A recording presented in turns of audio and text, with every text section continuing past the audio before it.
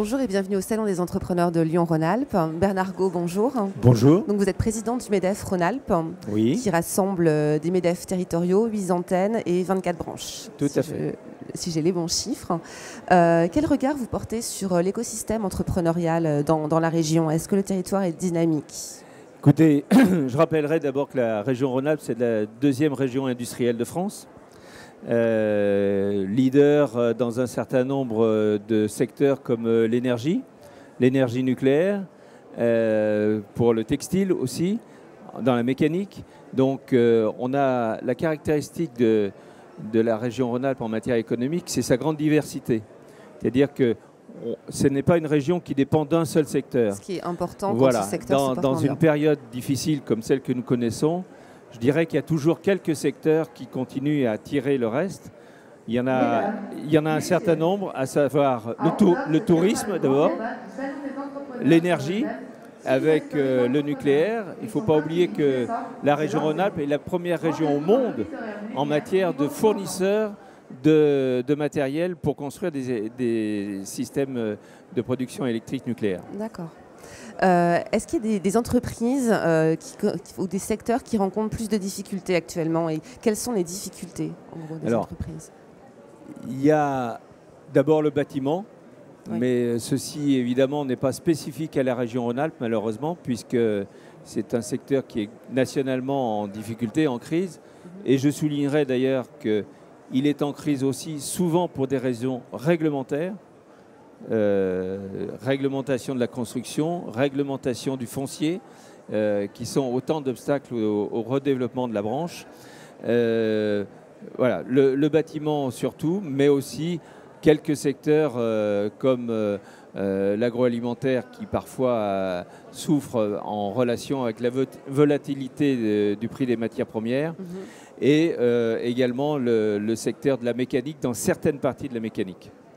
Est-ce que si vous deviez conseiller un chef d'entreprise, quelqu'un qui souhaiterait se lancer, un porteur de projet, il faut créer sa boîte en choisissant un secteur qui se porte bien, ou au contraire faire fi de tout ça et se lancer parce qu'on a une expertise, parce qu'on a envie? Votre regard là-dessus? Je crois vraiment qu'il faut le faire avec ses tripes. C'est-à-dire que la création d'entreprise, elle se fait souvent sur une idée, sur un projet personnel, et celui-ci n'a pas forcément de relation avec l'état du marché. Je prends toujours l'exemple de ce qu'on appelle la vieille économie, la vieille industrie, c'est-à-dire la mécanique, la sidérurgie. Il y a toujours des entreprises qui réussissent dans tous les secteurs. Il faut avoir une bonne idée, avoir un bon management, être capable d'exporter, parce que dans les caractéristiques des secteurs dans la région Rhône-Alpes, il y a aussi la capacité à exporter. La région Rhône-Alpes est très fortement exportatrice, et on le voit bien dans un secteur. Prenons le secteur de la sous-traitance automobile. Ceux qui ne travaillent que pour des fournisseurs, que pour des clients européens ont beaucoup de mal. Ceux qui travaillent pour les BRICS fonctionnent très bien. Dernière petite question, souvent les TPE ne se sentent pas forcément représentés par le MEDEF, ça leur semble loin, réservé au CAC 40. Qu'est-ce que vous leur dites?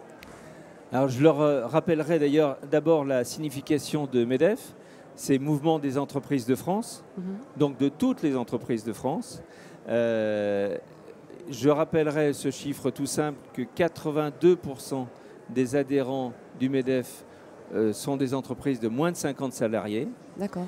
C'est une réalité qui est peut-être un peu cachée par effectivement les têtes de file, les gens qu'on voit à la télévision, mais la réalité concrète sur le terrain, et notamment en province, c'est que le MEDEF, c'est le mouvement des entreprises de France, de toutes les entreprises de France. Personnellement, je suis le patron d'une PME de moins de 50 salariés. Ça sert à quoi à une entreprise d'être au MEDEF, une petite entreprise? Il y a des ateliers, des réunions, Le premier atout, c'est de ne pas se sentir seul. C'est-à-dire que la difficulté d'un chef d'entreprise, surtout lorsqu'il est patron d'une PME ou d'une TPE, c'est le risque de se sentir seul. Donc le fait d'être dans un réseau, puisqu'il s'agit d'un réseau, c'est cet atout de ne pas se sentir seul, tout simplement pour échanger, etc. Puisque dans les MEDEF de territoire ou dans les branches, il y a énormément d'ateliers qui sont des ateliers d'échange de bonnes pratiques. Et cet échange de bonnes pratiques, il permet toujours de trouver la bonne idée, l'idée complémentaire qui vous manquait. Et par ailleurs, il y a un côté, je le mets toujours en avant, il faut le dire, militant syndical, car nous sommes des militants patronaux, des militants syndicaux patronaux, au même titre qu'un employé peut être militant d'un syndicat de salariés. Merci beaucoup, Monsieur Gault. Merci beaucoup.